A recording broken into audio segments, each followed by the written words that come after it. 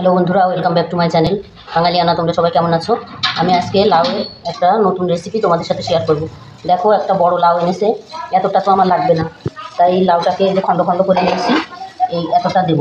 আর সাথে লাগছে এখানে দেখো গোবিন্দভোগ চাল, এটা আমি ধুয়ে জল ঝরিয়ে রেখেছি। আর এখানে লাগছে আদা বাটা, এটা ফ্রিজে ছিল, বের করে নিয়েছি। এবার লাউটাকে আমি প্রথমে কেটে নেব। দেখো, লাউটা বড় হলেও অনেক কচি আছে। লাউটাকে আমি যত দূর সম্ভব ছোট করে কেটে নেওয়ার চেষ্টা করব।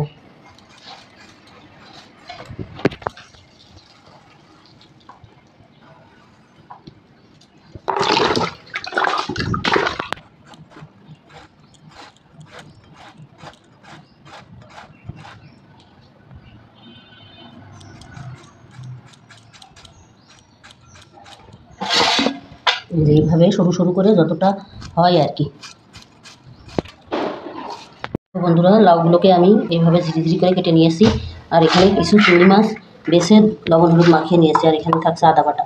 আর আগে যে ভিজিয়ে রেখেছিলাম গোবিন্দভোগ চাল, ওইগুলোকে আমি সামান্য একটু পরিমাণে ঘি দিয়ে একটু ভেজে নেব।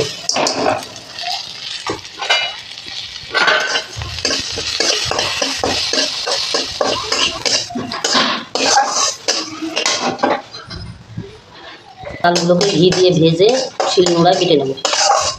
এগুলো মশলায় যাদের বলি, এগুলোকে আমি ভেজে নেব।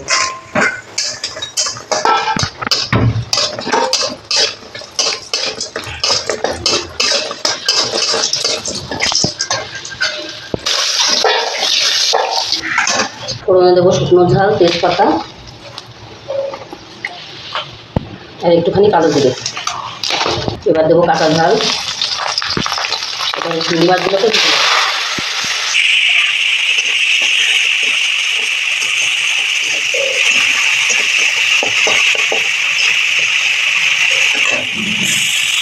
চিংড়ি মাছগুলোকে ভেজে নিয়েছি। এবার এর মধ্যে দিয়ে দেবো আদা বাটা।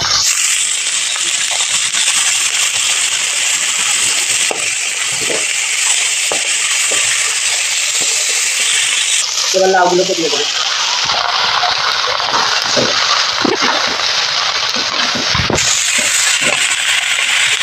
পরিমাণ মতো লবণ দেবো আর একটুখানি হলুদ দিয়ে ঢাকা দিয়ে দেবো। লাউ থেকে যে জলটা বের হবে, এটা দিয়েই রান্নাটা হয়ে যাবে। এক্সট্রা কোনো জলের প্রয়োজন হবে। এইভাবে লাউয়ের ঘন্ট করে খেয়ে দেখতে পারো, সেটা কিন্তু ভালো হয়।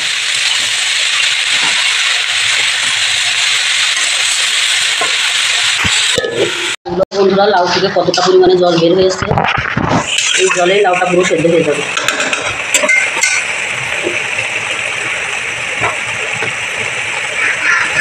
এর মধ্যে আমি চিনির পরিবর্তে একটুখানি গুড় ব্যবহার করব। যেহেতু শীতকাল পড়ে যাচ্ছে, শীতের সিজনে চিনির পরিবর্তে যদি তরকারিতে একটুখানি গুড় দেওয়া যায়, তাহলে তরকারির স্বাদ দ্বিগুণ বেড়ে যায়। এটা তোমরা করে দেখতে পারো।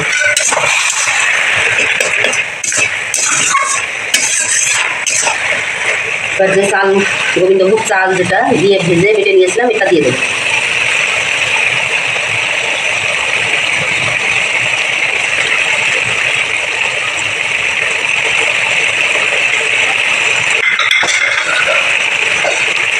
এবার এটা মিক্স করে কিছুক্ষণ ঢাকা চাপা দিয়ে রান্না করে নেব।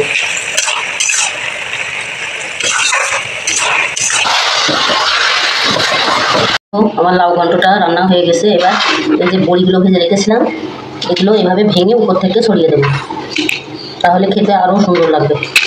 রান্নাটি যদি তোমাদের ভালো লাগে, তাহলে লাইক কমেন্ট করে ফলো দিয়ে পাশে থেকো।